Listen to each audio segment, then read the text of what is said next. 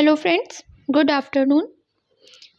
जैसा कि आप सभी जानते हैं कि मेरा इस समय बहुत ही कठिन समय चल रहा है और मैं किडनी फेलियर के लास्ट स्टेज से गुजर रही हूँ और मेरा डायलिसिस चल रहा है अभी इस वक्त। तो मैंने जो फेस किया है और जो सीखा है वो मैं चाहती हूँ कि दूसरों को भी पता चले, जिससे वो फ़ायदा ले सकें। तो इसलिए मैं ये वीडियो बना रही हूँ। अगर आपकी कोई क्वेरीज है, कोई क्वेश्चन है माइंड में, तो आप मुझसे पूछ सकते हैं। हाँ, हमें डॉक्टर से, किताबों से बहुत सारी जानकारियाँ मिलती हैं, पर जो इंसान उस चीज़ से गुजर रहा है उससे बेहतर आपको कोई भी कुछ नहीं बता सकता है। तो मैं बताना चाहूँगी कि जैसा कि कैंसर में होता है कि स्टेजेस होती हैं, उसी तरह किडनी फेलियर की भी स्टेजेस होती हैं। तो पहला किडनी फेलियर का स्टेज है कि आपका जब स्टार्टिंग होता है। पहली बात तो बहुत से लोग ऐसे हैं जिन्हें किडनी फेलियर का पता तभी चलता है जब वो 80-90% डैमेज हो चुकी होती है। और बहुत ही लकी लोग होते हैं जैसे कि मैं, जिनका स्टार्टिंग में ही पता चल जाता है कि उनका किडनी डैमेज हो रहा है। क्योंकि इस बीमारी का कोई पर्टिकुलर सिम्टम्स नहीं है, आपको कोई दिक्कत नहीं होती है, आप एक हेल्दी लाइफस्टाइल मेंटेन करके चल रहे होते हैं, बट अंदर क्या हो रहा है ये आपको पता नहीं चलता। ये आपको तभी पता चलता है जब 90% आपकी किडनी खराब हो जाती है। पर इन माय केस मुझे जल्दी पता चल गया था, यानी फर्स्ट स्टेज में ही मुझे पता चल गया था। फर्स्ट स्टेज के मैं सिम्टम्स बताना चाहूँगी। वैसे ये तो बहुत ही आम सिम्टम्स होते हैं और हम इंडियंस जैसे कि मिडिल क्लास लोग और मतलब कोई भी हो, हल्का सर्दी जुकाम होता है या रैसेस होते हैं तो हम उतना ध्यान नहीं देते हैं। हमें लगता है छोटी छोटी बातों पे डॉक्टर के पास जाने का क्या ही मतलब है, इतना पैसे वेस्ट करने का क्या ही मतलब है। हम जाते हैं, ओवर द काउंटर से दवा लेके आ जाते हैं। तो इसका सिम्टम्स मैं आपको बताना चाहूँगी जो मुझे मिले। मतलब ये आपको कहीं मिलेंगे नहीं, बट मैंने फेस किया है तो मैं बता रही हूँ कि जब आपकी किडनी डैमेज होना शुरू होती है, सिर्फ किडनी ही नहीं, आपके सॉरी ये इधर बैकग्राउंड में कुछ वॉइस आ रही है, उसे अवॉइड कीजिएगा और जो मैं बता रही हूँ उस पर ध्यान दीजिए। जब हमारे बॉडी के अंदर कुछ भी, किसी भी ऑर्गन में प्रॉब्लम होती है तो हमारी बॉडी एक नेचुरल सिम्टम्स, नेचुरल सिग्नल देना शुरू कर देती है। जैसे आप अपनी रूटीन से ज़्यादा सोना शुरू कर देंगे। अब यहाँ लोग आलसी भी होते हैं तो उसकी बात अलग है, पर जो मेन सिम्टम्स मैंने फेस किए वो थे कि पूरे बॉडी में रैसेस। रैसेस हमें कभी कभी एलर्जी से भी हो जाते हैं, कभी कभी वैसे भी हो जाते हैं। पर इसमें क्या हुआ था मुझे कि पूरी बॉडी में इचिंग, बहुत ही मतलब भयंकर वाली, और इचिंग, पूरी बॉडी में इचिंग होती है और पूरे बॉडी में रैसेस हो जाते हैं। चेहरे पे रैसेस होने लगते हैं। रैसेस मतलब ब्लू कलर के दाग जैसे।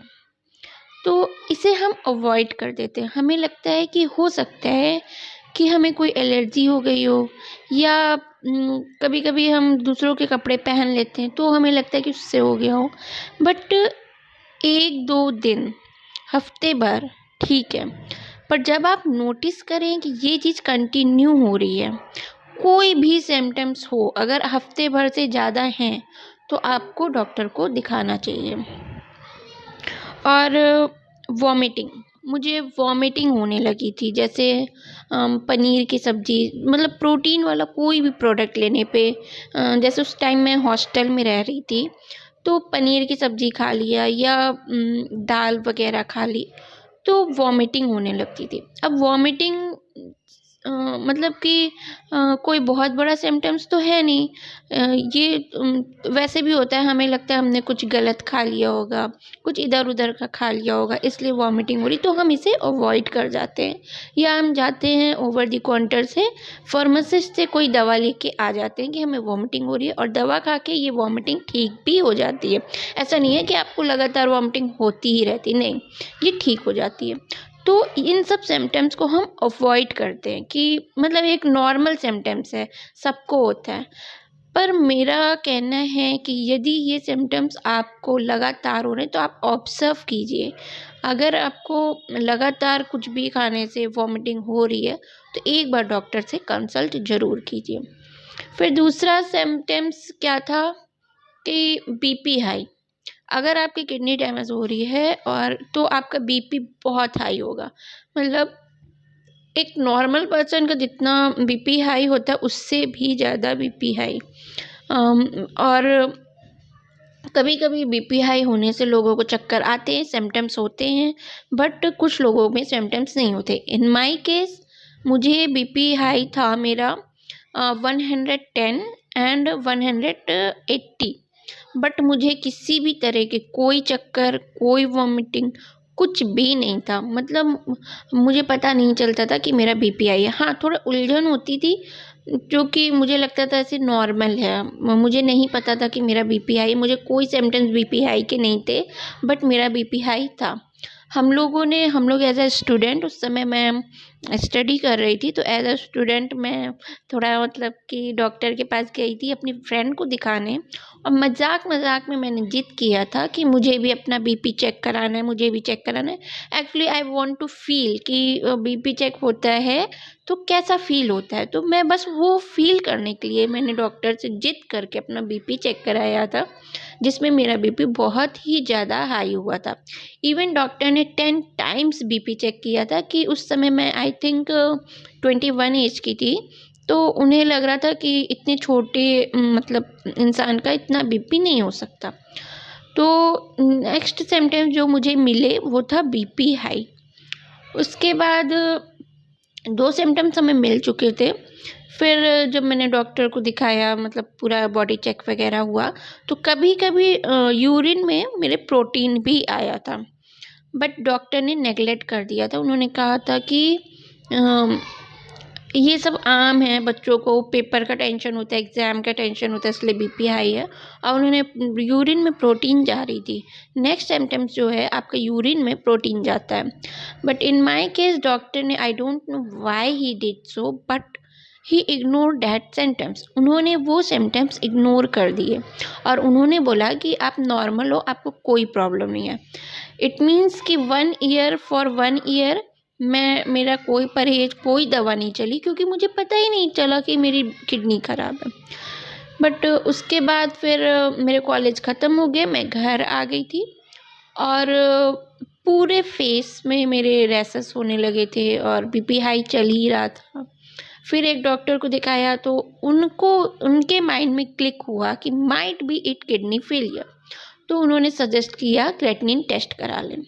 तो मेरा जो सजेशन है वो है कि यदि आपको रैशेस हो रहे हैं, वॉमिटिंग हो रहा है, यूरिन में प्रोटीन जा रहा है, तो और आपके डॉक्टर नहीं पकड़ पाते, कुछ-कुछ डॉक्टर होते हैं जो नहीं पकड़ पाते कि एक्चुअली में this person is going through what, मतलब ये पर्सन किस चीज़ से गुज़र रहा है।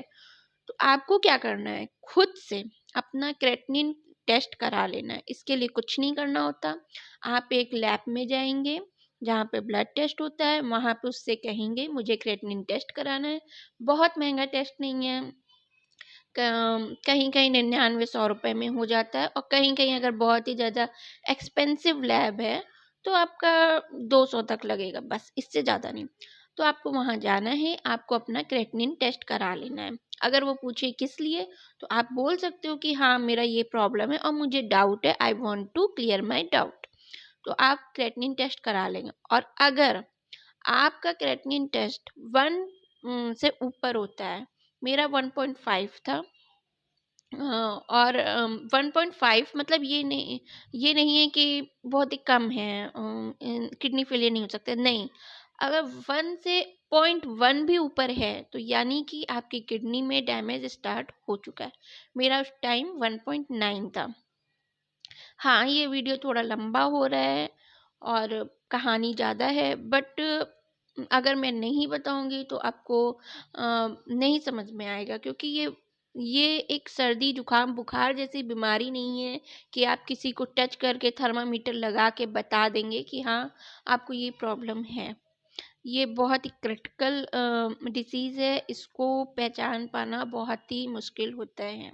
इसलिए मैं जिस जिस चीज़ से गुजरी हूँ, जो जो मैंने फेस किया, जिस तरीके से मुझे पता चला, वो मैं आपको शेयर कर रही हूँ पॉइंट टू पॉइंट। तो आपको क्रेटिनिन टेस्ट करा लेना है। अगर 1.9, 1.5, 1.2 आता है, यानी कि 1 से ऊपर आपका क्रेटिनिन आता है, इट मीन्स डैमेज स्टार्ट हो गया है, आप स्टेज 1 में हैं अभी। स्टेज 1 में होने का मतलब है कि अभी अब इसको ठीक तो नहीं किया जा सकता। मैं आपको झूठ नहीं बोलूँगी, किसी तरीके की तसल्ली नहीं देना चाहूँगी कि हाँ, आप ये दवा खाओगे और किडनी फेलियर स्टार्ट हो गया, आप स्टेज 1 में हो तो ये सही हो जाएगा, बैक हो जाएगा, नेवर। अगर आपकी किडनी श्रिंक होना शुरू हो गई है, तो चाहे दुनिया का कोई भी डॉक्टर आपको कितनी भी श्योरिटी दे दे कि हाँ, हम आपकी दवा से ठीक कर देंगे, तो ये कभी, कभी, कभी नहीं होगी, ये ट्रुथ है। हाँ, एक बहुत ही कड़वा सच है, पर ये सच है, क्योंकि मेरी किडनी श्रिंक होना शुरू हुई थी और मैंने, आप यकीन नहीं करोगे, मैंने बहुत मेडिसिन की, मैंने आयुर्वेदा दिखाया, आयुर्वेदा की दवाइयाँ ली, मैंने पीजीआई, एम्स, दिल्ली तक सब जगह डॉक्टर को दिखाया, बट कोई भी ऐसी मेडिसिन नहीं थी जिससे ये सिकुड़न ख़त्म हो सके और नॉर्मल साइज़ में किडनी आ जाए। तो आज का वीडियो कुछ ज़्यादा ही लंबा हो रहा है, अभी मैंने सिम्पटम्स की बात की है।